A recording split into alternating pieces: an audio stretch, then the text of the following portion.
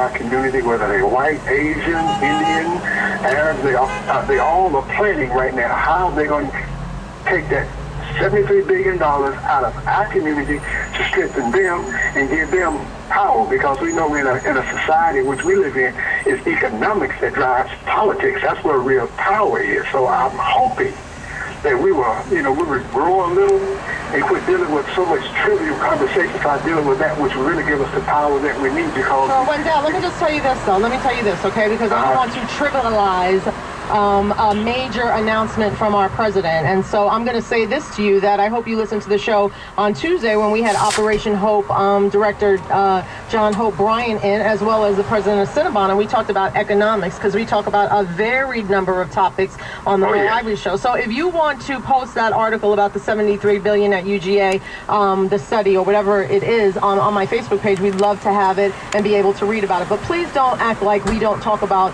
many things on this show and trivialize an announcement made by our president that is historical in nature and something that I absolutely think is important. So I want to thank you so much for calling and ask you to go ahead and post that to my Facebook page. 404-892-2703. Hassan, how are you?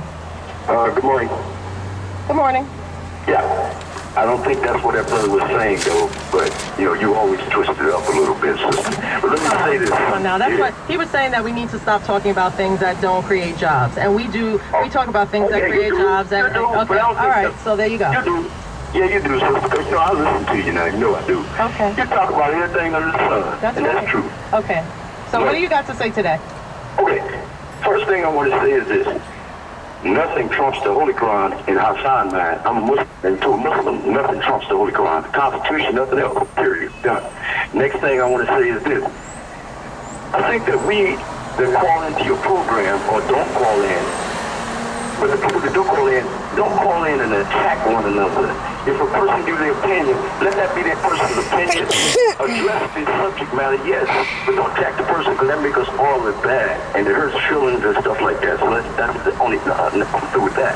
Okay. And the next thing I want to say is that if we want some other information about lesbianism, there's a place in history called the Isle of Lesbos. Okay, done with that. Okay. The next thing I want to say is that I don't call into the station, and I hope other people don't do it either. Don't call into the station to fight. Let's call in here to vie with one another, get information out, but don't fight with one another. It's not a good thing, and it happened a lot yesterday. There was a lot of fighting yesterday. Yeah, Hassan, you know what? Let me say this, though. Just the nature, let me just say this to you about that. The nature of, talk radio and people with strong opinions is that, people are going to disagree.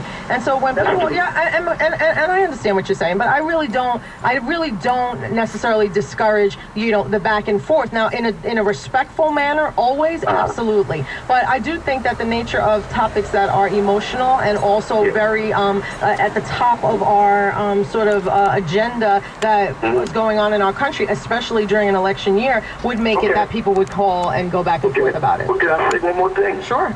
That's fine what you're saying, but what I'm saying, trying to get at without hope so I won't offend you or, get cut off or hurt your feelings. What I'm trying to say is this, is that when people call in, these subjects are emotional. People dealing with them every day, whether they're on your radio or not. Right. But what I'm saying is that when the people call in, that's their opinion. Right. It's okay. But the thing is that what as I always say, listen to you is what, in the end, sister, you got the mic, so you got to get it where you want it, and that's what you do. It's like when a person gets their opinion, if you don't pick it, you'll cut them off or chop them up or say that they're saying something that they're not saying. And I notice you do that, and I'm a listener. I ain't no person calling here. I listen. But what you do, if a person don't agree with you, you will shut them down. That is so wrong. If they agree with you, they can talk all day. Hassan, that is so... Hassan, I listen to you, sister. Hassan, you're listening right now? Listen to me right now, okay? Listen.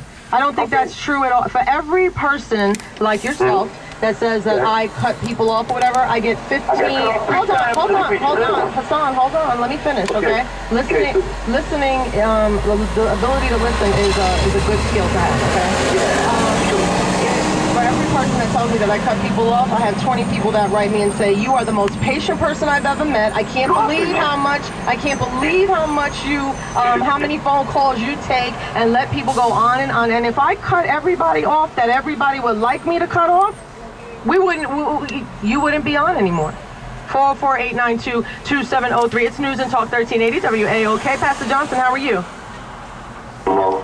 How are you? How you doing? Great. I'm great. I just want to make 3 points, and I'm going to get out of the way. And the last point is going to be with a question to you. Okay. Okay, I've heard a couple of calls about the homosexuality thing, and the first thing I want to agree with one of your previous callers is that Constitution do trump the Bible, because yesterday Al Sharpton, I think, said it best, because he said we live in a democracy, not a theocracy. So we don't really live under the domain of the Bible unless it gives us our interests, unless it gives to what we want.